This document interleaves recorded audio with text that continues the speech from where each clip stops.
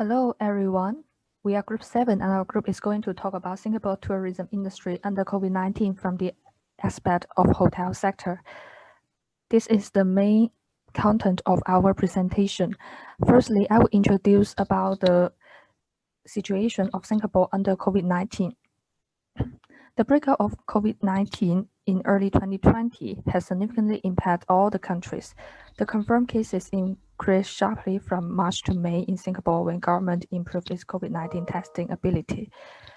By 2020, there are 58599 confirmed cases reported in Singapore. However, compared to other countries in the world, Singapore is one of the countries who keep the lowest confirmed cases and death rate.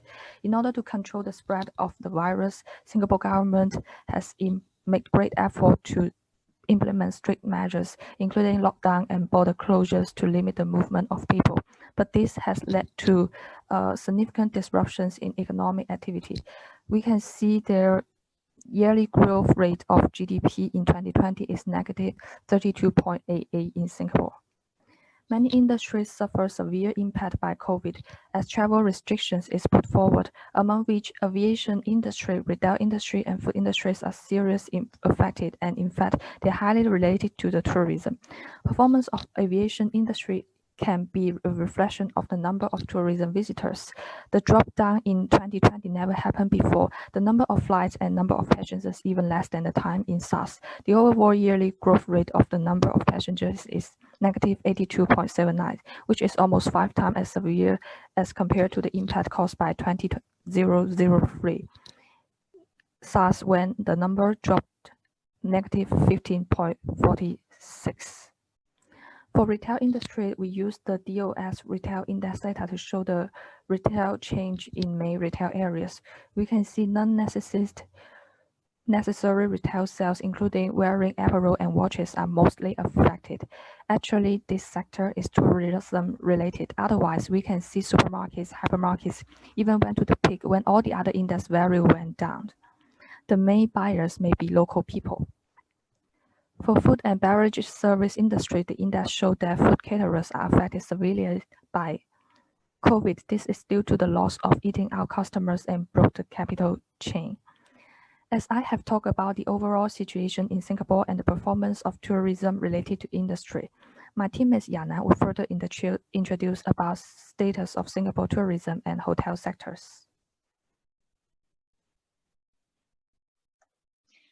Thanks, Jingyi. This is Yana. I'm going to introduce the overview of Singapore tourism. The tourism industry currently contributes 4 percentage points to Singapore's GDP. Tourism plays an essential role in boosting Singapore's economy and coloring the local culture. Also, half of the 10 largest global hotel groups have their regional headquarters in Singapore. We can say Singapore serves as a regional hub. The tourism industry mainly includes shopping, accommodation, food, beverage, sightseeing, and entertainment, gaming components. However, the tourism industry in the third quarter of 2020 recorded huge declines. From January to September 2020, the international vessel arrivals and tourism receipts dropped 81.2% and 78.4% respectively over the same period in 2019. Also, the gathered hotel witnessed a decline of 68.8% on room revenue and decline of 31.4% on occupancy rate. Here we dived into the hotel sector in Singapore to analyze the hotel sector past performance before the pandemic and after the pandemic.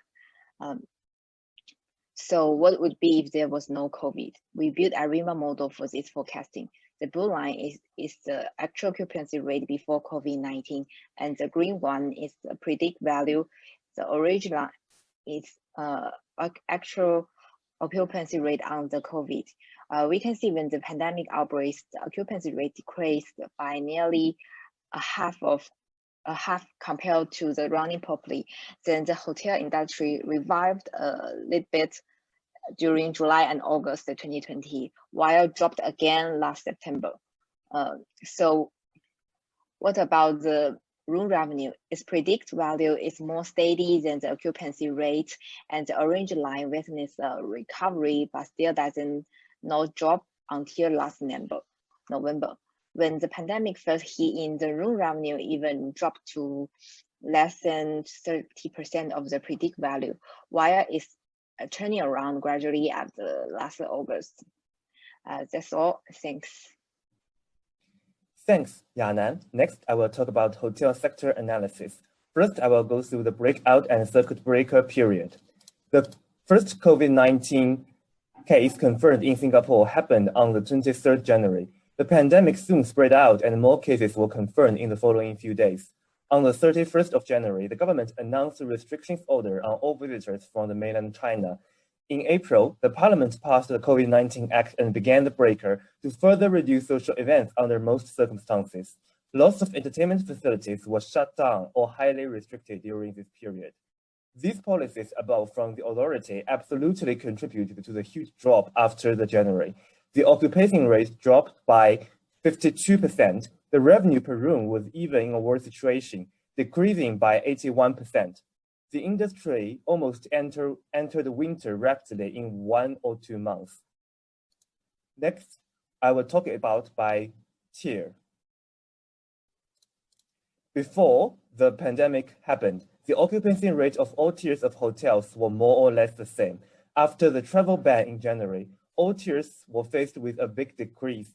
The luxurious ones suffered the most, decreasing to only around 15% occupancy rate, and remained low when other tiers showed signs of recovery. In terms of revenue per room, the luxury hotels' revenue, which once had been extremely high, decreased to nearly 20 Singapore dollars per room in May, lower than any other category, even economic hotels. Next, we'll see it by size. Regularly speaking, bigger hotels with more rooms tend to have a more occupancy rate than the smaller ones. This may be because, as a tourism country, larger and more famous and mature hotels are more attractive to visitors, due to which they also have a higher revenue. However, when the tourism was suddenly shut down in the first quarter, the larger ones also suffered more severe loss because they had more inventory of rooms. The occupancy rate for large ones dropped from 85% to 39%, so were the revenues. The large and medium ones saw more brutal decrease than the small ones. Next, my teammate will discuss the situation after phase 1. Thanks, Yichao. Then I will talk about Singapore hotel sector's performance in the second half of 2020. On the 2nd of June, Singapore stepped into phase 1 of reopening after the 2-month circuit breaker. Singapore's borders were reopening gradually to allow safe travel in limited numbers, and the hotel industry began to recover since then. In June 2020, although the number of visitors were more than twice of that in May, the overall hotel occupancy rates increased only by 2% to 54%. The considerable long stay period of these visitors indicates that most of them were returning Singapore residents or Malaysia citizens, other than leisure travelers. During this period, the overall room rates and revenue elevated slightly after hitting the trough in May. Next, Singapore started phase 2 of reopening in the end of June, and from 1st July, tourism businesses were permitted to resume operations in stages. The Singapore Tourism Board also allowed hotels to submit their applications to reopen for staycation bookings. As we can see from the plot, in July and August, the luxury hotels benefited the most from the local tourism and staycation. The average occupancy rate, room rate, and revenue per room for luxury hotels all increased significantly. On the other side, despite the highest occupancy rates in mid-tier and economy hotels, the revenue per room didn't seem to recover as they had to keep competitive prices. When considered by size, the average performance of all sizes of hotels improved considerably, with the medium-sized hotels increased the most in terms of average room rates and revenue per room. From September to November, when the travel restrictions were further lifted, the number of visitors continued to grow, but the average visit days decreased. As a result, during this time, the average occupancy rates declined for all tiers of hotels, with the largest drop in economy hotels. Meanwhile, the room rates and revenue recovered at a steady and slow pace. At the time the data was retrieved, figures of hotel occupancy rates and revenue were only available until November 2020.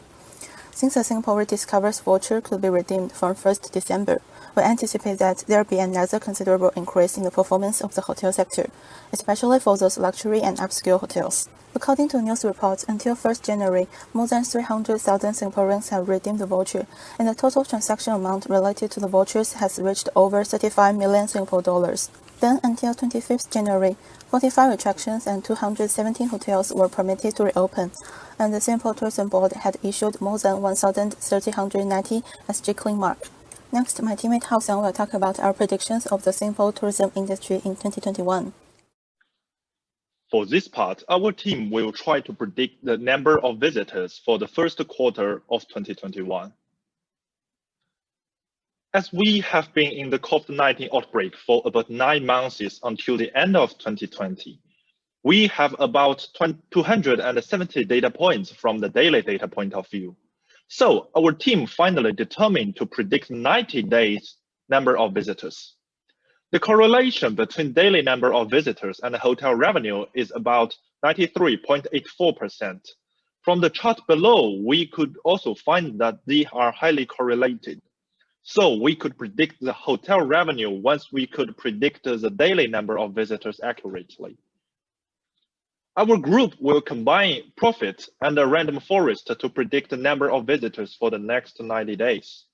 For time series prediction, our team chose to use the FB Profit package developed by Facebook.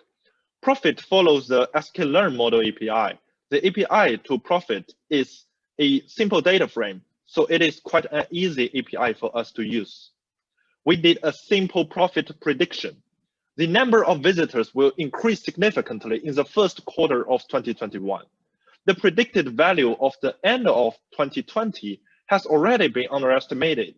So a conservative estimate is that the number of visitors will double in the first quarter to nearly 2,000. COVID-19's outbreak in Singapore and its major engaged countries can significantly affect the number of visitors to Singapore. So our team will use the top 10 engaged countries in 2019 to predict the difference between actual values and the predicted values of profits. The list of the top 10 countries is shown here. To fit the difference, we will use random forest regression. Our group will use the daily new cases of countries with top 10 number of entry to fit the difference. From the predicted result, we could predict that the tourism will see a steady recovery in the first quarter of 2021 of the evidentiary prediction. The daily number of visitors expected to exceed 2,000 at the end of first quarter. With the number of visitors increasing, Singapore's hotel industry is expected to enjoy a steady rebound. So that's a part of prediction. Thank you. Based on our analysis in the previous several sections, we come up with 4 measures to support the hotel industry during this difficult time.